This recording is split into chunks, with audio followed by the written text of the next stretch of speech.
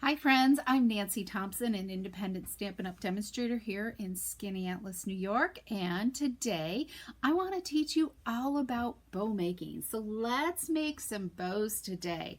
We are gonna go with it's technically called the fork bow technique, and this is really an easy way to have perfect bows every single time on your projects, okay? So let's get started because this is where the fun begins. So I've got a couple of different things here that you can use to make with your bows, okay? Some people can even do it on their fingers, but I can't master that yet. Okay, so I have this hair pick cone that I found in a store, but and I haven't been able to locate them. The store that I got these from went out of business, but maybe you can find a hair pick similar to this, or you could even use a meat fork. Okay, this one will give you a little bit smaller bow, and I'll show you that in a minute. But let's start with this one. I love this because it's easy to hold and it's got like a nice size bow for the projects. Now, you can start with like 8 inches of ribbon, and that will give you a nice bow and a nice amount of ribbon to work with. But I personally love to just leave it attached to the spool. But we're going to make several bows here today, so you can grasp this technique. You really want to really, I highly recommend you take the whole spool and make a ton of bows, or several different spools. Now, when you're first starting to learn, you really want a bow or ribbon that ties really, really easily. So just get a really soft type of ribbon. Don't get something that's extremely thick like this. I think it could frustrate you in getting a tight knot. Learn on something that's thin and easy to tie. So I'm right-handed, so I'm going to start with the tail on my left side of this hair pick, okay? And I'm going to have it about halfway up on the tines here, and I'm going to hold the left edge here with my thumb, okay? And then I'm going to bring my right tail, and I'm going to bring it around to the back side to the front, okay? And on the back side, I'm going to hold my finger onto that back piece of ribbon. It just kind of helps you keep everything in place, okay, as you're tying. So this is where you can kind of adjust the right and the left tails to make sure you've got an equal amount on each side, which I just did. So I'm just, I just tugged on it lightly. So now we're going to take this tail, and it's going to go down through the center tine here, okay? And I'm going to grab it from the back side. Whoops, I let go of my left side there. I'm grabbing it from the back side, and now I'm going to bring it back to the front side, okay? So this is where, this is really just like a half knot is all it is, okay? So this is where I want to kind of like tighten up my ribbon to make sure it's tight. And then I'm going to just tie that half knot right here, okay?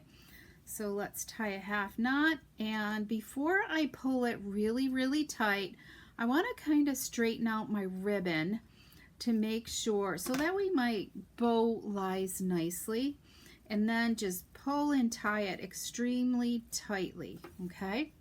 And all you do is slide it off. That's it. And look at that perfect little petite bow that you have for your project. Okay, let's do it again. This time, let's do it with it attached to the spool, which is what I love to do. I think there's less waste because you're wasting on this end and this end as well, okay? But if you're learning, don't be afraid to just cut 8 inches of ribbon, and that will get you started, okay? So when I'm working with the spool, I like to unravel quite a bit of ribbon, so it's not like, so the spool isn't in my way, okay? So I have the huge length on my left-hand side, and I've got a short tail on this side. So I'm going to do the same exact thing again. I'm going to hold my thumb here, ring my ribbon around, cross it over that top ribbon, hold the back side of the ribbon, stick my tail down, grab it through the back side, and bring it to the front, okay? And I'm just kind of tightening up all that ribbon so when I go to tie my knot, it will tie beautifully.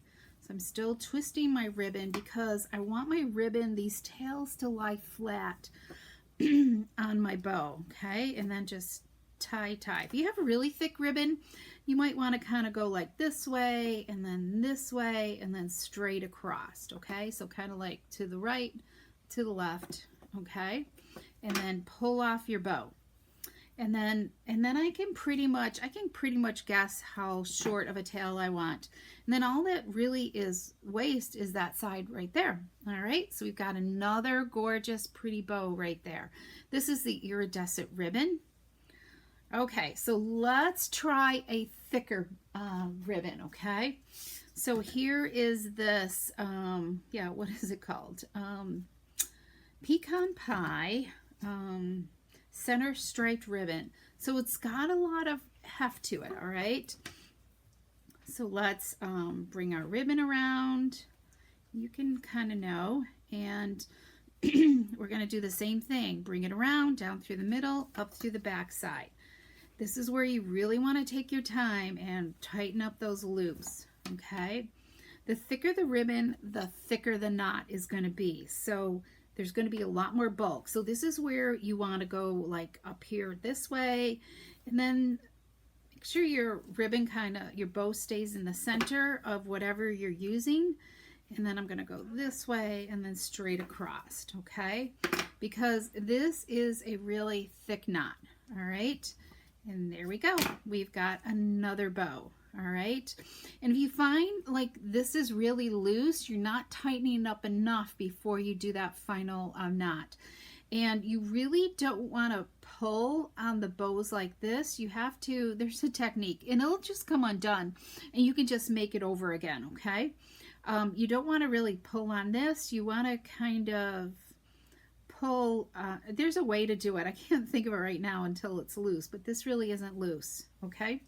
Okay, so let's try a bow with our fork here, okay? You know what? Let's try it with this Blackberry Bliss ribbon right here, okay? So as you can see, you get really comfortable with this if you make a lot of bows. Minimum of 20 bows in a sitting, okay? And do it every day for a few days, you know, like a week, until you are confident that that you've got the technique down, okay? And if not, you can always Google this video again and come watch it all over again, okay? So I've got my tail to the left. We're going to bring the short tail around to the front. And then I'm going down through the middle again, okay? Well, let's see, there we go. I'm kind of hanging on to the back side of that ribbon as well, making sure I've got a big enough tail, and we'll bring it to the front. I love this Blackberry Bliss with the gold trim. It's beautiful. And let's make sure, see how big that knot is right there, okay? So just pay attention, untwist your ribbon, and let's see here. I didn't think it was, maybe it's just the fork. I don't know. It feels like a really big knot, but it's not bad. It tied beautifully. Look at that knot right there. It did tie beautifully for a bow. So it definitely is a more petite bow. Okay, let's look at the two different sizes, the fork, the serving fork, or this hair pick here. Can you see the difference? So this is the fork and this is the hair pick. So it's about maybe a 1/4 inch difference. Well, let me hold that up again so you can see it. It's about a 1/4 inch difference in size bows. So you can kind of see, let me go like this. So here's the middle of the tine. I'll try to line up the two middle tines, okay? So you can kind of see it's just like 1/8 of an inch. Let me see if I can get this situated. It's about 1/8 of an inch. Let me go like this. There we go. Difference on each side of the tine. So that gives you a 1/4 of an inch, right?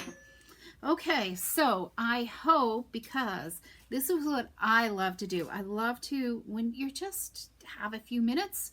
Maybe you're just sitting at night watching television. You can make a whole bunch of bows. So when you're crafting, you have bows that are ready, and it makes, when you want that really easy card, fast card, when you need a fast card, you can pull from your stash of bows. I love using linen thread. That ties beautifully. I love to do the linen thread as a double bow as well. So you're just going to use 2 lengths of linen thread, just double it up, okay? And that makes a really nice bow. And I never cut my tails until I put them on a project, okay? That's just a little hint, because you never know how long you want them, right? So, and here's some more. So just fun, great way to make your projects easy. So I hope you found this video informative, and it encourages you to get out there and make some bows. If you have any questions, leave them in the comments and I will answer them for you. Okay, everybody, thank you so much for joining me, and have an awesome day. Bye-bye.